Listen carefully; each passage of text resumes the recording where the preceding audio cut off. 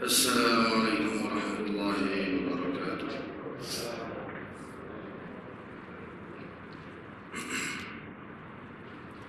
A'udzu billahi minasyaitonir rajim. Bismillahirrahmanirrahim. Innal hamdalillah nasta'inuhu wa nastaghfiruhu wa nu'minu bihi wa natawakkalu 'alaihi. Wa na'udzu billahi min shururi anfusina wa min sayyiati a'malina. May yahdihillahu fala mudilla lahu wa may yudlilhu fala hadiya lahu.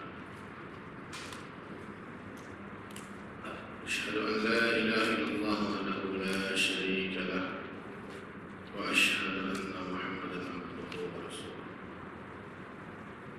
Allahumma salli ala sayyidina Muhammad wa ala alihi wa sahbihi ajma'in. Barik sallallahu alaihi wa sallam. Bismillahirrahmanirrahim. Wal 'asri innal insana lafi khusr illa alladhina amanu wa 'amilus salihati wa tawassaw bil haqqi wa tawassaw bis sabr. Sadaqallahul 'azim. Qala Rasulullah sallallahu alaihi wasallam, man salaka tariqan yaltamisu fihi 'ilman sahhalallahu lahu bihi tariqan ilal jannah. Atau qala sallallahu alaihi wasallam. Alhamdulillah, syukur kita kepada Allah Subhanahu wa taala kerana masih lagi diberi kesempatan untuk kita melaksanakan kewajipan kita salat Rasulullah secara berjemaah, dan insyaallah seperti kita solat sementara pagi ini, insyaallah kita sambung pengajian kita yang berkaitan dengan akidah Ahlussunnah wal Jamaah berpandukan kitab Syarah Matan Al-Barahin oleh Imam Sanusi radhiyallahu ta'ala anhu, dan insyaallah kita mulakan dengan bacaan kita Al-Fatihah.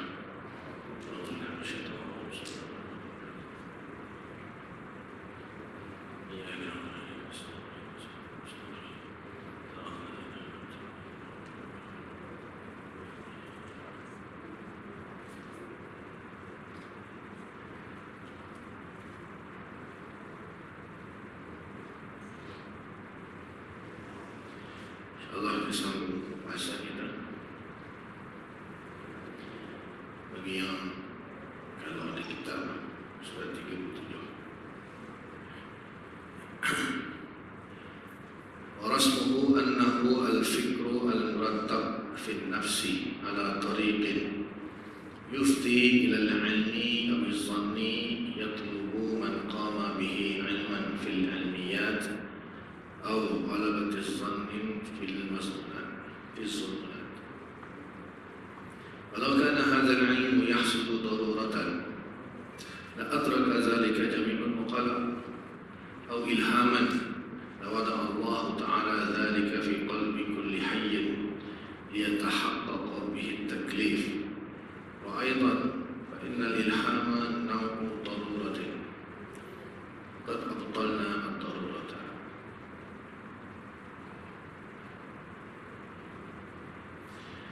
Sementara definisi rasa daripada nazar, maksudnya definisi secara rasa ini ada bentuk-bentuk definisi, antaranya had dan rasa. Kalau had itu maksudnya definisi yang sempurna apabila sesuatu benda itu dapat dicapai secara menyeluruh, secara sempurna ke dalam ilmu mantik dipanggil had. Dan kalau sesuatu tak dapat diketahui mahiyah dia, ataupun dia punya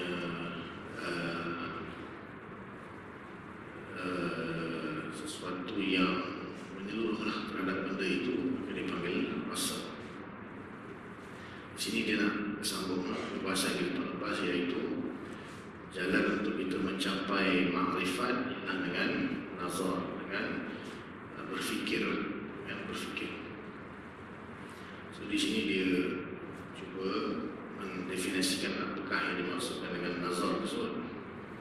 Dalam Al-Quran dan Rasulullah, afala yanzuruna ilal ibli kaifa khuliqat wa ila as-samai kaifa rufi'at, dan seterusnya. Di Allah supaya nazar, itu memerhatikan, observation, bahasa Inggeris punya observation. Jadi bukan sekadar melihat saja, tapi melihat dan berfikir. Yang sebelum-sebelum kita bahas, jadi Allah Ta'ala suruh kita tengok unta. Afala yanzuruna ilal ibil kaifa khuliqat. Apakah kamu tidak melihat kepada unta? Jadi kalau Allah Ta'ala suruh tengok unta, benda itu bukan benda biasa.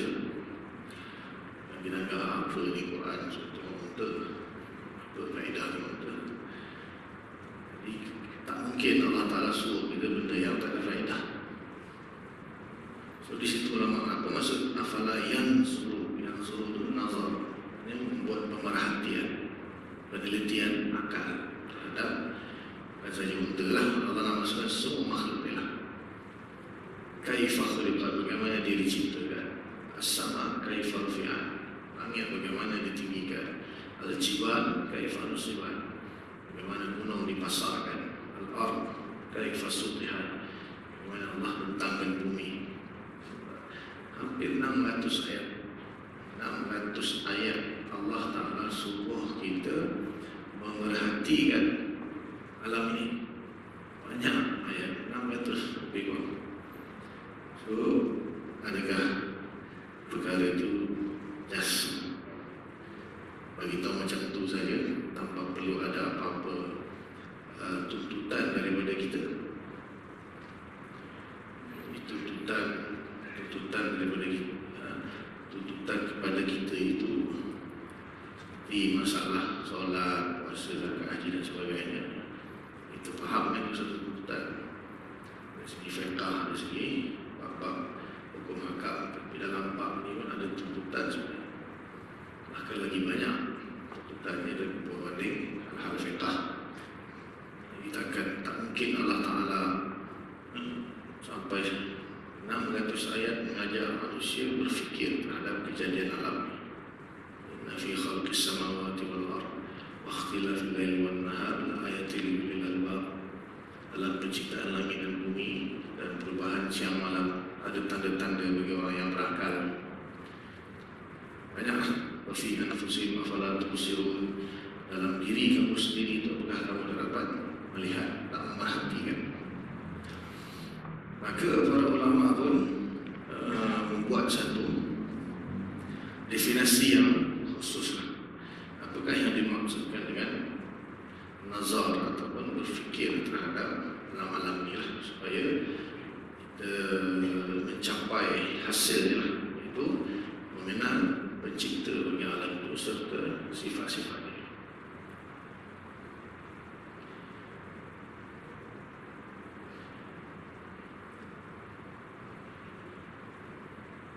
Adalah proses berfikir yang teratur dalam hati berdasarkan metodologi yang dapat menghantar kepada keyakinan atau pada sangkaan yang kuat bagi orang yang melakukan proses pemikiran tersebut, yang dengannya ia mencari keyakinan dalam hal-hal yang bersifat yakin atau mencari sangkaan yang kuat dalam perkara-perkara yang bersifat zanni. Jadi bila kita ilmu ni, dia ada beberapa tahap. Ilmu ada beberapa tahap. Kita mengetahui sesuatu perkara itu sama ada 100% atau kurang. Bermula daripada 99 sampailah 51. Kalau 50, jadi dipanggil syak. Ya ke tidak, betul ke tak betul, dipanggil syak. Bila syak, adakah terhasil ilmu di situ? Tak boleh. Tak dapat tentukan yang mana satu, yang ni ke atau yang ni. Kalau bawah daripada dulu 49% sampai 1 itu dipanggil sangkaan yang lemah. Dan kalau kosong, jahil, tak tahu apa kosong. So, maksudnya nak beritahu di sini, ulama punya detail membahas satu perkara. Apabila kita mengetahui sesuatu perkara, adakah kita mengetahuinya secara yakin 100% atau sekadar sangkaan yang kuat sahaja, atau 50-50 syak, atau waham sangkaan yang lemah? Sebab Allah telah sebutkan fa'lam annahu la ilaha illallah, ketahuilah. Seketahui yang mana sahaja, yang 100% ke yang 99% pun cukuplah. Atau ada orang 50-50, betul ke Tuhan ni ada 50-50? Jadi yang dituntut di sini adalah 100%, dipanggil qat'i, ilmu yang qat'i dalam bab akidah, dalam bab asas akidah. Dalam bab asas akidah kita tak boleh turun ke tahap 99%. Dia mesti 100%. Keyakinan kita terhadap ilmu yang kita perolehi, contohnya Allah wujud, Allah Maha Kuasa, Allah Maha Mengetahui, Allah Pencipta alam ini semua 100%. Dia tak boleh nak 99% cukuplah, 1% mungkin. Itu baik, itu baik. Tapi ada perkara-perkara yang kita takkan dapat capai 100%. Contohnya dalam masalah fiqh, kunut subuh. Kenapa kita juga subuh? Kenapa mazhab tak kunut? Kan? Mana satu yang betul? Kunut subuh betul, yang tak kunut yang betul. Dan benda ini dipraktikkan oleh umat Islam dari dulu lagi. So kita tak boleh kata 100% yang kunut itulah yang betul. Maka apa akan jadi? Yang tak kunut itu yang tak betul. Atau yang tak kunut kata yang tak kunut yang 100% betul. Yang kunut itu salah. Hakikatnya siapa yang betul? So perkara itu dipanggil perkara maznun ataupun sangkaan. Jadi menurut Imam Syafi'i, membaca doa kunut dalam waktu subuh itu adalah perkara yang disunatkan. Bahkan sunatnya kuat, itu sunat amal. Menurut mazhab lain, Imam Hanafi, Imam Maliki, Imam Ahmad bin Hanbal, tak disunatkan. Dua ada dalil. Dalil pun menunjukkan Nabi buat dan Nabi tinggal. Contoh perkara-perkara yang dipanggil perkara zanniyah, perkara yang di situ boleh ada persisian pendapat, dibenarkan. Nabi sendiri buat dua-dua benda. Semua bergantunglah kepada ulama mujtahid tersebut. Yang mana satu yang dia rasa yang lebih mendekati sunnah. Dan tak ada masalah lah kalau orang yang kuno pun dia tak boleh kata orang tak kuno itu tak betul, dan orang yang tak kuno pun dia tak boleh kata orang yang kuno itu salah. Terpulang pada kita lah. Tapi kalau di Malaysia ni kebanyakan berpegang pada mazhab Syafi'i, so kita kuno. Dan ada orang, misalnya orang Pakistan atau orang yang mazhab lain kan, dia join kita semua. Dia tak kuno. Kita akan imam kuno dia buat dia. Tak apa, kita tak ada marah. Kenapa kata kuno? Dia tak ada marah imam. Imam kenapa kuno? Mazhab aku tak benar. Macam kat bumi balik dalam Islam. Benda itu boleh ada khilaf, tapi dalam bab akidah tak boleh. Dalam akidah tak boleh. Kemudian ada juga dalam perkara akidah yang diperselisihkan. Perkara akidah yang diperselisih pun ada. Tapi itu dipanggil cabang-cabang akidah, bukan asas akidah. Asas akidah tak boleh khilaf. Mustahil khilaf. Asas akidah. Tuhan satu pun boleh, Tuhan dua pun boleh. Itu tak boleh. Jadi perkara-perkara yang asas akidah yang disepakati dalam Islam, itu tak boleh ada khilaf. Maknanya kalau siapa khilaf, bukan Islam. Siapa khilaf, dia bukan Islam. Yang kedua, perkara-perkara yang asalnya khilaf, asalnya ada khilaf. Tapi pendapat salah satu daripada pendapat yang khilaf itu diambil, dikumpulkan menjadi akidah ahli sunnah wal jamaah. Dan satu lagi dia jadi lawan kepada ahli sunnah atau dipanggil ahli bid'ah wa dhalalah. Lebih sekarang maksud ahli punah yang menyalahi ahli sunnah. Ya. Jadi ada asas akidah yang disepakati oleh umat Islam. Siapa menolak bukan Islam ini, kita keluar dari Islam. Kemudian ada perkara yang diperselisihkan dalam Islam. Sebahagian pendapat dipilih oleh ahli sunnah wal jamaah, dijadikan sebagai asas ahli sunnah wal jamaah. Dan siapa yang menyalahinya, dia terkeluar daripada ahli sunnah wal jamaah, tapi masih Islam. Masih Islam, paling kita kafir ini.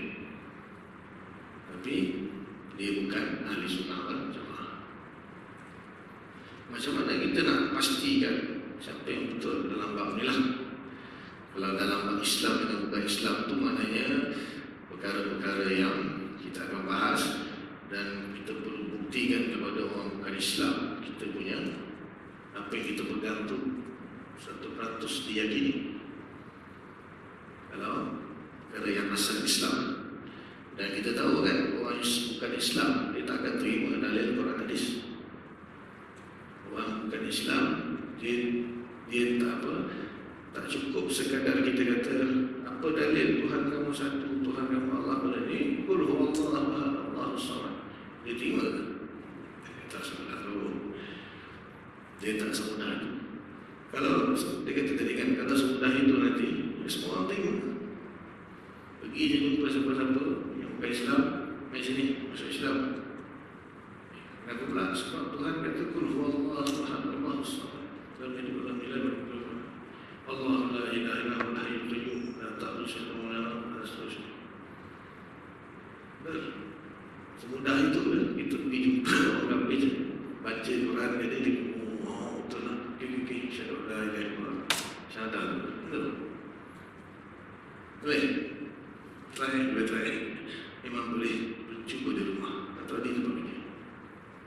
Tengok dia ramai yang ikut. So kalau tak boleh kan, maka kita perlu lagi satu hujah yang betul-betul qat'i, yang kuat untuk meyakinkan dia bahawa apa yang kita pegang ni benar. Hujah ni dipanggil hujah akli. Itu dalam akidah sifat 20 kita diajar kedua-dua hujah, kedua-dua dalil Quran hadis dan juga dalil akal. Supaya apa? Orang yang tak menerima Quran hadis, orang yang bukan Islam, ataupun orang Islam sendiri yang tak berapa yakin Quran hadis, boleh jadilah yang tak ramai kan, sebab tak yakin lah. So kita ada satu lagi benteng hujah akli. Tapi di dalam membentuk hujah akli ini bukan benda yang mudah. So kita berhadapan dengan orang yang genius, orang yang intelijen, yang hebat, ahli falsafah kan, seperti Plato, Aristotle yang dulu, yang sekarang ni Einstein, yang sekarang lah yang baru-baru apa Newton, Einstein yang baru, David Hume, Immanuel Kant, apa lagi John Locke, macam pun dahsyat juga dia orang ni. Dia tak semudah tu, dia akal dia tunduk dengan kita punya hujah. Tapi kita kena ada, tetap juga kita kena ada hujah. Kalau tak, dia saja akan berhujah dengan akal. Jadi orang-orang Islam yang dia lebih terima logik akan tinggal Islam. Kalau umat Islam sendiri, ulama Islam sendiri tak buat satu teori hujah akal untuk pertahankan kebenaran Islam dari sudut akal, hanya bergantung Quran hadis saja. Jadi orang-orang yang hebat-hebat jenis-jenis ni dia guna akal sikit, habis Islam yang betul juga tak ada hujah. Kita tak boleh nak ada hujah nak pertahankan. Tapi alhamdulillah lah, ulama-ulama kita bukan sekarang, daripada dulu lagi dah mula bila benda ni berlaku dalam Islam, awal lagi kurun yang ketiga keempat, bila falsafah masuk dalam Islam, menyerang pemikiran Islam, gunakan logik akal. Lama macam mana ni? Maka muncul antara yang terkenal, semua orang tahu Imam Al-Ghazali. Imam Ghazali radhiyallahu anhu di antara yang bangkit mempertahankan Islam dengan hujah akal. Dia antara ulama yang menyusun kaedah-kaedah akal ni supaya Islam pun ada hujah akal yang kukuh. Di samping Al-Quran, di samping Quran dan hadis, yang mana confirm lah dulu ni orang kafir tak terima hujah. Dia tak percaya Al-Quran. Imam Ghazali antara ini yang awal yang mempersiapkan hujah-hujah akal untuk membela akidah Islam. Dan diteruskanlah oleh ulama-ulama yang maulah, yang setuju. Ada juga yang tak setuju, yang kekal berpegang dengan Quran hadis. Habis itu nak berhadapan dengan orang kafir macam mana? Itu maunya gitu lah. Okey lah, itu dia punya rasa dia. Yang tak mau belajar tentang apa ni, hujah-hujah akli, tak tahulah apa alasan dia. Jadi sejarah menunjukkan yang bangkit menentang orang bukan Islam dan berhujah dan hujah akal, mazhab Asy'ariyah Maturidiyah. Asy'ariyah Maturidiyah. Maka di sini sebagai tambahanlah pengajian. So apa yang kita ngaji ni setiap bulan ni, ialah mendalami sikitlah tentang masalah hujah-hujah akli itu macam mana dibina untuk mempertahankan akidah Islam. Yang berminat boleh dengar, yang tak berminat pun tak apa juga. Maksudnya yang penting akidah kita dah ini ilmu tambahan saja. Atau macam mana ulama-ulama kita membina hujah-hujah akal untuk mempertahankan akidah Islam. Dan Al-Quran sendiri pun dah sebut dah. Sebab Al-Quran itu kan bukan ditujukan untuk umat Islam saja. Al-Quran itu untuk seluruh manusia. Mesej Allah, wahyu Allah kepada semua makhluk, semua hamba-hamba dia. Sebab itu Nabi baca Quran kepada orang kafir itu, dalam Quran itu kan beritahu afala taqilun, afala tatafakkarun. Kamu tak fikir ke? Quran sendiri pun mengajar manusia supaya menggunakan akal, supaya dia boleh fikir dengan cara yang betul. Akhirnya membawa kepada isbatkan ketuhanan Allah Ta'ala, tidak ada Tuhan selain Allah. Dalam kita baca ayat yang saya sebutkan, lau kunna nasma'u aw naqilu ma kunna fi ashabis sa'ir. Surah Al-Mulk kita baca kan tema. Ahli neraka itu kata apa? Kalaulah kami dengar, kami naqilu ma kunna fi ashabis sa'ir, dan tentu kami tak masuk neraka sa'ir. Itu pentinglah hujah-hujah akal. So untuk kita mencapai makrifat dengan hujah akal itu dipanggil, istilahnya dipanggil nazar. Nazar ni penelitian akal. Penelitian akal yang akan membawa kepada suatu natijah, suatu hasil yang pasti 100%. Dan tak mungkin hasilnya akan bercanggah dengan realiti. Kerana yang mengkhabarkan tentang realiti itu, iaitu Quran dan hadis, tak akan bercanggah dengan akal yang diciptakan oleh Allah juga untuk menyingkapi realiti itu. So Quran dan hadis ini dia khabarkan, dia beritahu kita realiti Allah satu, Allah kuasa, Allah cipta langit, dia mengkhabarkan saja. So akal kita tugas dia menyingkapi, betul ke? So akal tak mungkin akan tersalah menyingkapi kebenaran yang diberitahu oleh Al-Quran. Kalau yang berpada dengan Al-Quran saja pun cukuplah sebenarnya. Ini tambahan ilmu lah.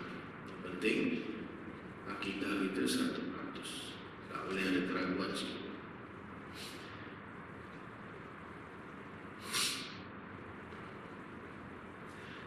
Andaikan ilmu ini dapat diperoleh secara daruri, nescaya semua orang berakal dapat memahaminya, atau dapat diperoleh secara ilham, nescaya Allah Ta'ala akan meletakkan ilmu tersebut di setiap hati orang hidup agar taklif badan hukum itu benar-benar terhasil dengannya. Selain itu sungguh ilham termasuk macam daruri yang sudah aku batalkan. Kenapa kena fikir? Kenapa? Sebab apa? Tak mungkin benda ini semudah itu. Tak mungkin semudah itu orang boleh terima Islam. Kalau kita lahir Islam, lain cerita kan? Jadi orang memang manusia. Tak semudah itu dia boleh menerima Islam dengan kita just baca Quran saja dia cuma tak mungkin. Dan tak, kalau dengan ilham, kenapa Allah tak ilhamkan kepada semua manusia supaya dia terima Islam? So, dia kena guna juga akal. Dia kena guna akal, dan akal ni pasti akan dapat membezakan yang mana yang hak, yang mana yang batil, tapi ada kaedah dia lah. Ada kaedah dia. Jadi kalau peringkat kita tak perlu takut kita nak lawan Aristotle kan. Peringkat kita nak lawan dengan Socrates ke Plato ke yang sekarang ni pun kita tak mampu. Kita tak mampu. Ini just belajar dia sikit-sikit. Dia adalah tugas-tugas tertentu lah ulama-ulama yang betul-betul menguasai mereka lah yang akan menghadapi lah. Dan kadang benda itu berlaku bukan dalam bentuk bukan dalam bentuk kita kata real lah. Mungkin ada macam Zakir Naik tu pun dia simple je kan, hujah dia tak mendalam sangat. Sebab yang dihadapi itu pun rasanya tak apa-apalah, hebat sangat. Dia zaman dulu lah terutamanya, zaman kebangkitan ahli falsafah, benda tu termaktub dalam kitab. Benda tu perdebatan yang berlaku di antara ahli falsafah yang hebat-hebat dan ulama-ulama kita itu termaktub dalam kitab-kitab lah. Disimpan maklumat dalam kitab dan diwarisi sekiranya berlaku lagi kita rujuk je. Kita dalam kitab ni pun tak adalah sampai tahap betul-betul apa ni menceritakan tentang segala syubhat ataupun keraguan yang didatangkan oleh ahli falsafah dan Islam ini dibahas dalam kitab sikit-sikit. Kalau yang betul-betulnya ada lagi-lah kitab yang berjilid-jilid, bahkan bukan dengan falsafah saja, dengan semua pemikiran, semua bentuk pemikiran yang bercanggah dengan Islam. Semua ulama-ulama akidah kita dah menyusun hujah dan melawan, dan bahkan sampai tahap dia tak boleh lawan balik. Sampai tahap dia tak boleh lawan. Sama ada dia diterima atau dia menolak sebab sombong. Sebab itu faktor lain lah. Faktor lain. Dia sampai tahap dia dah kalah hujah, terima. Ada tahap dah kalah pun tak nak terima ya. Itu kan orang sombong. Menolak kebenaran itu orang sombong.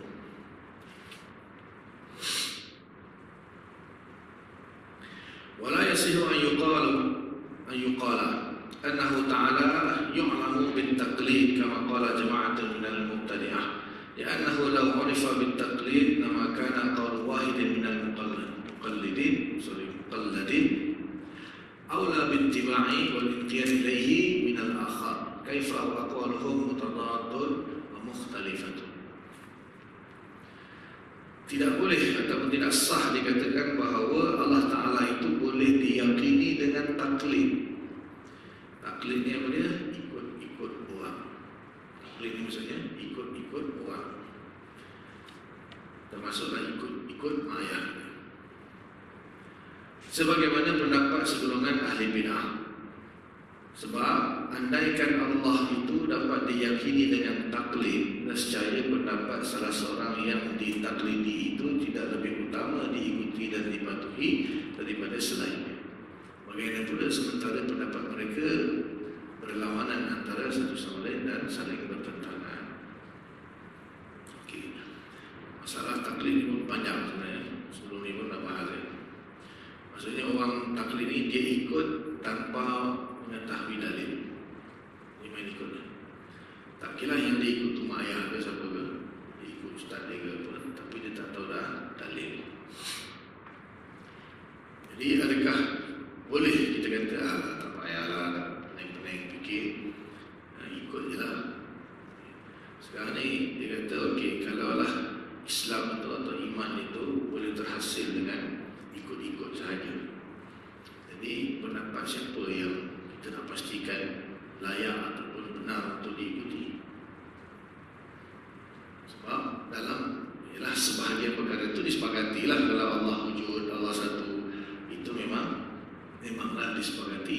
Kalau Allah itu ikut ataupun taklid dalam bab itu dan sampai dia mati tak timbul keraguan sikit pun, alhamdulillah, okey, selamatlah dia. Tapi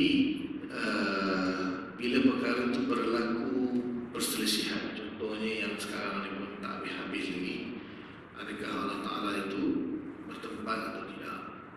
Itu sekarang tak selesai. Adakah Allah Ta'ala itu berada di aras ke ataupun tidak bertempat? Kan? Sekarang tak selesai. Tak selesai dulu sampai sekarang, sampai kiamat tak selesai. So, yang mana satu yang nak kita ikut? Dan yang pendapat itu bukan Islam, dua-dua Islam. Dan bukan orang biasa-biasa lah di sini. Kalau di Malaysia ni, orang yang mungkin ada pangkat, ada title lah. Cuma satu dia ikut. Contohnya lah, maka tidak perlu dibuktikan dengan hujah. Sama ada akal Al-Quran duduk sekali lah. Sebab semuanya berdalilkan Quran. Semuanya berdalilkan Quran. Jadi kalau Allah antara dua kelompok tadi, kedua-duanya berhujah dengan ayat Al-Quran, so, siapa yang akan jadi hakim ya? Contohnya dia kata Allah di atas aras, dalil di sekian. Tapi orang yang mengatakan Allah itu tak tempat, dalil di sekian. Cuma satu yang betul, dua dalil Quran. Jadi kena ada hujah akal yang akan menentukan yang mana satu yang betul. Kalau tak, mustahil Quran itu saling bertentangan. Mustahil Quran itu saling bertentangan. Jadi Allah Ta'ala sebutkan dalam Quran surah Yusuf, Inna anzalna Qur'anan Arabiyyan la'allakum ta'qilun. Kami turunkan Al-Quran itu dalam bahasa Arab, mudah-mudahan kamu menggunakan akal kamu. Kalau tak, jadi yudillu bihi katsiran wa yahdi bihi katsiran. Kan? Quran sendiri yudillu bihi katsiran wa yahdi bihi katsiran. Allah menyesatkan ramai orang dengan Quran dan Allah memberi petunjuk ramai orang dengan Quran. So, yang mana satu sebenarnya? Quran itu menyesatkan dia, memberi petunjuk. Ini Quran yang sebut, Allah sendiri sebut yudillu bihi katsiran. Allah menyesatkan dengan perumpamaan dalam Quran ramai orang, wa yahdi bihi katsiran, dan Allah memberi petunjuk dengan Quran ramai orang. So, adakah kita kata Quran rupanya menyesatkan? Betul? Allah beritahu. Ayat itu sendiri pun kita dah berakal nilai.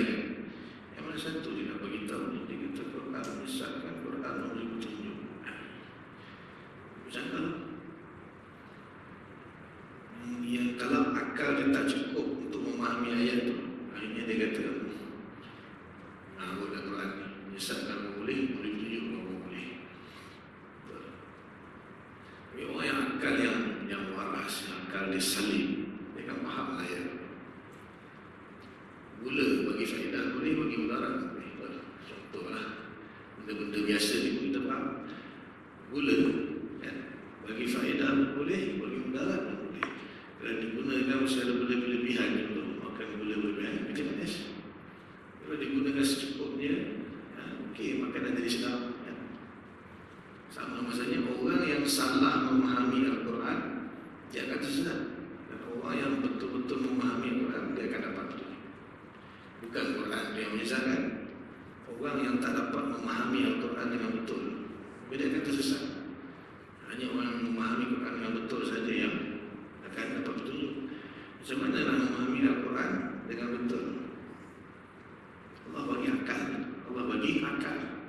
Dengan akal lah dia dapat faham mana satu yang betul, mana saya yang tidak betul. Macam mana nak memahami dengan betul? Sebab alat untuk memahami akal, apa lagi? Apa lagi alat untuk memahami? Kan? Kalau orang salah, beritahu kan, kami bagi kamu akal, gunakanlah sebaik-baik.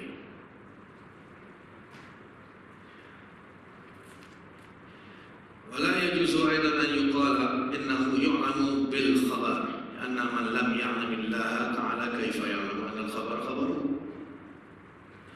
Dan tidak boleh pula dikatakan sesungguhnya Allah Ta'ala itu dapat diyakini berdasarkan Al-Quran dan hadis sahaja. Sebab apa? Orang-orang yang belum meyakini Allah Ta'ala, bagaimana boleh dia meyakini bahawa khabar Quran hadis itu merupakan kalam Allah? Ini ditujukan kepada orang bukan Islam yang saya sebut tadi. Dia kata, macam mana kita nak mengenal Allah? Itu Quran beritahu. Orang Islam boleh lah kalau bukan Islam. Adakah akidah ni untuk orang Islam sahaja? Orang bukan Islam macam mana kita nak beritahu Allah itu wujud? Dia kata, ni Quran ni, kalam Allah ni, kalam Allah. Dia pegang Quran tu, dia tengok, ni kalam Allah. Tak apa-apa tu je. Dia pergi balik rumah dia, ambil kitab dia. Ni pun aku punya kalam Tuhan aku juga. Betul. Jadi macam mana orang yang belum kenal Allah, belum percaya bahawa Tuhan itu Allah, macam mana dia nak percaya bahawa Quran itu kalam Allah? Itu faham yang benar kan? Contohnya lah, orang tak percaya Masjid Mujahidin wujud. Contohlah, dia tak percaya Masjid Mujahidin itu wujud. Macam mana dia nak percaya wujudnya Imam Masjid Mujahidin? Contohlah, kan? Dia tak percaya Masjid Mujahidin itu contoh saja, kan? Contoh, dia tak percaya Masjid Mujahidin ini wujud, dia tak percaya. Tiba-tiba ada imam yang datang, saya Imam Masjid Mujahidin. Oh, saya percaya. Tapi saya tak percaya Masjid Mujahidin itu wujud, tapi saya percaya dia Imam Masjid Mujahidin. Itu kan selawak atau kalau dia tak percaya Masjid Mujahidin hidup, bila orang dakwa dia Imam Masjid Mujahidin dia, mana ada Masjid Mujahidin hidup kau imam pun, tak percaya. Sebab dia kena percaya dulu Masjid Mujahidin itu wujud, baru dia boleh percaya Imam Masjid Mujahidin. Saya imam kepada Masjid Imam. Ini Masjid Mujahidin dia tak percaya. Dia tak ada. Mana ada Masjid Mujahidin? Contohlah ni, contoh. Tiba-tiba orang dakwa dia Imam Masjid Mujahidin. Masjid Mujahidin aku tak percaya, saya pun mengaku dia Imam Masjid Mujahidin.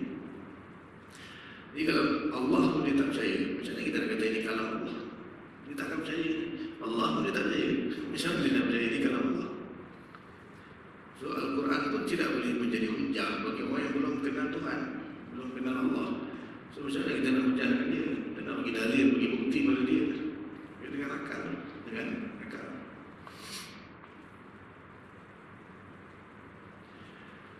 فثبت أن طريقه النظر وهو الأول الواجب على المكلف إذ المعرفة أول الواجبات ولا تحصل إلا به فبضرورة تقديمه عليها تثبت له صفات الوجوب قبلها وإيجاب المعرفة بالله معلوم من الدين الأمة ضرورة.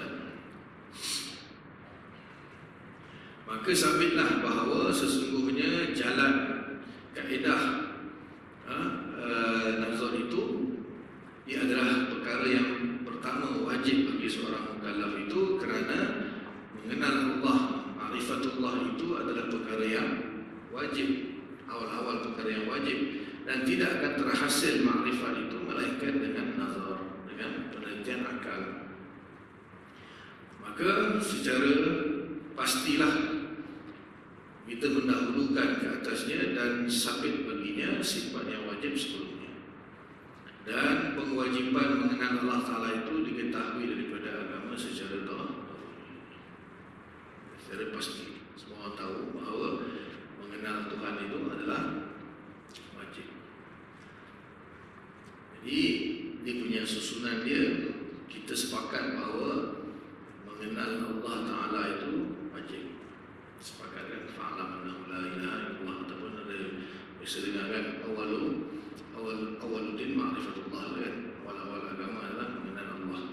Macam mana kita nak beragama dengan agama Islam kalau kita tak kenal Tuhan punya agama itu Allah Ta'ala?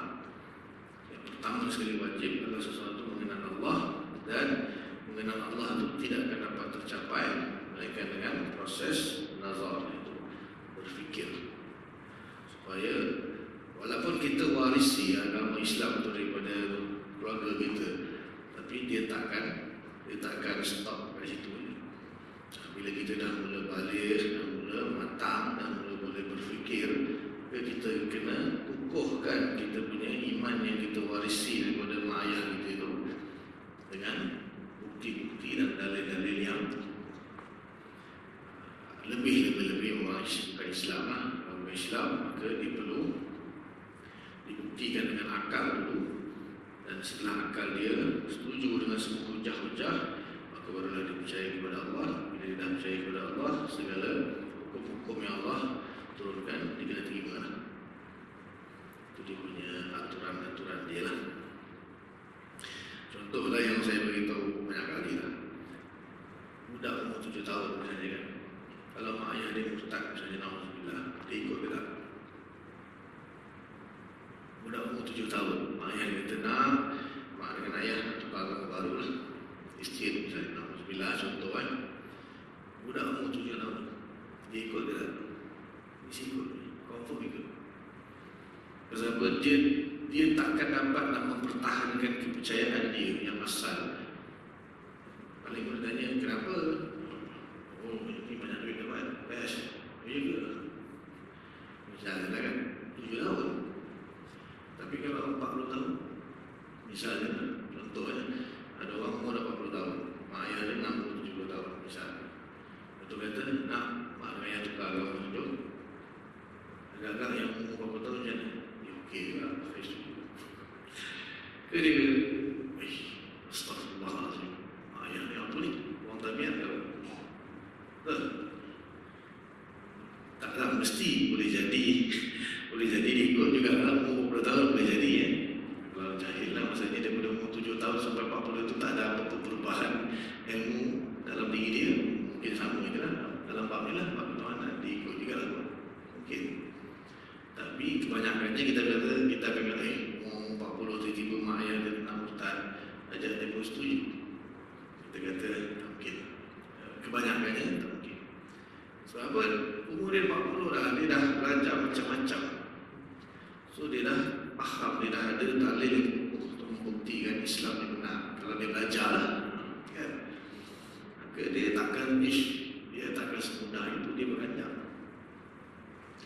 Itu contoh anak kita nak beritahu maknanya, kalau budak umur 7 tahun dia tak tahu apa, fikir pun tak matang lagi kan. Paling pun dia boleh beza antara makanan dengan tai dan sebagainya. Tapi dalam bab agama dia ikut je lah. Tapi bila orang yang umur 40 tiba-tiba dia ajak murtad ni, dia takkan semudah ikut. So apa yang menyebabkan daripada umur 7 tahun tu sampai umur 40 ni, contoh lah, dia tak berganjak dengan pegangan. Mesti ada sesuatu yang mengukuhkan pegangan dia. Kalau bukan ilmu tentang dalil-dalil bukti-bukti akidah, apa lagi? Lepas tu bila orang tu diajar dengan ilmu-ilmu yang yaqini, dia takkan berganjak dengan pegangan dia. Hanya orang yang dia boleh tinggalkan agama Islam dengan begitu saja, walaupun umur dia dah 40-50, maknanya dia tak pernah ada satu hujah yang kukuh dalam diri dia untuk pertahankan agama di sini, keyakinan di sini.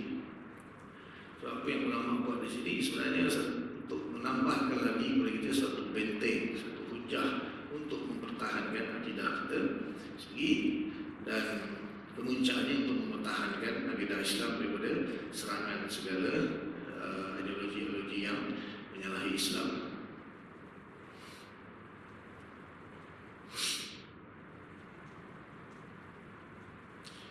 Jelas insyaAllah. Fastabata anna tariqatun nazar wa huwa awalul wajib ala al-mukallaf izil ma'rifah awalul wajibat la tahsul illa bihi. Fa bi darurati taqdimihi 'alaiha tasbutu lahu sifatul wujub qablaha wa ijabul ma'rifah billah ma'lumun min ad-din bidarurah. Kita tidak baca. So sabilah bahawa wajiblah kita mempelajari segala dalil-dalil bukti-bukti untuk mempertahankan akidah kita, supaya tidak berlaku keraguan atau syubhat dalam akidah kita, dan kita dapat mempertahankan akidah kita sama ada dari sudut dalil akli dan juga dalil naklinya Quran dan hadis. Dan walaupun orang tu mungkin bukanlah peranan dia untuk bangkit mempertahankan akidah Islam daripada diserang oleh falsafah liberal ke apa ke, sekurang-kurangnya apabila timbul keraguan dalam diri dia, tiba-tiba kan dia jadi goyang dah. So dia ada hujah untuk tolak keraguan. Itu yang sekurang-kurangnya lah. Tapi kalau orang tu tak dilanda keraguan sampai dia mati, alhamdulillah, itu je. Tapi satu boleh jamin yang akidah dia takkan dilanda keraguan. Maksudnya dia kata syaitan dia bencin apa kan. Syaitan yang ada pada dia tu mungkin dah bencin ke dah penat, tak cuba untuk menggoyangkan akidah itu. Saya tak tahu lah, siapa boleh jamin kan? Jadi kita ada syaitan yang tak pernah ada putus asa untuk memesokkan akidah kita daripada kebenaran. Macam-macam keraguan dia akan bisikkan. So kita perlu sediakan payung sebelum hujan. Maksudnya kita kena belajar macam mana cara nak mempertahankan akidah kita daripada keraguan-keraguan yang mungkin timbul daripada dalam, iaitu syaitan ke, ataupun timbul daripada hasil pembacaan kita. Sekarang ni internet macam-macam ada kan. Memang musuh-musuh Islam di luar sana macam-macam blog, macam-macam website ada. Dia akan mengundang macam supaya, dan ada dah ramai lah baca jadi ragu. So kita, kalau kita ada ilmu untuk menghilangkan keraguan tu, insya-Allah kita selamat. Dan ini pun bukannya wajib, itu bukan fardu kifayah saja. Jadi sebahagian ni kalau menguasai dah pun selesai. Wallahu a'lam. Sambung lagi insya-Allah bulan depan. Ada soalan nak tanya? Ada soalan?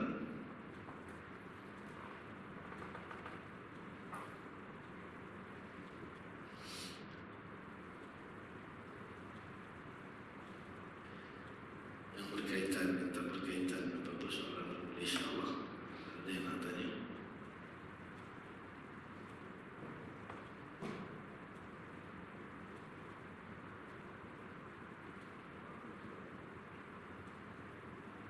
Ada?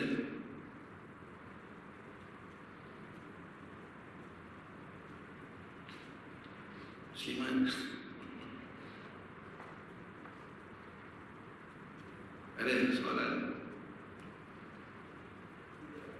Tidak ada kan?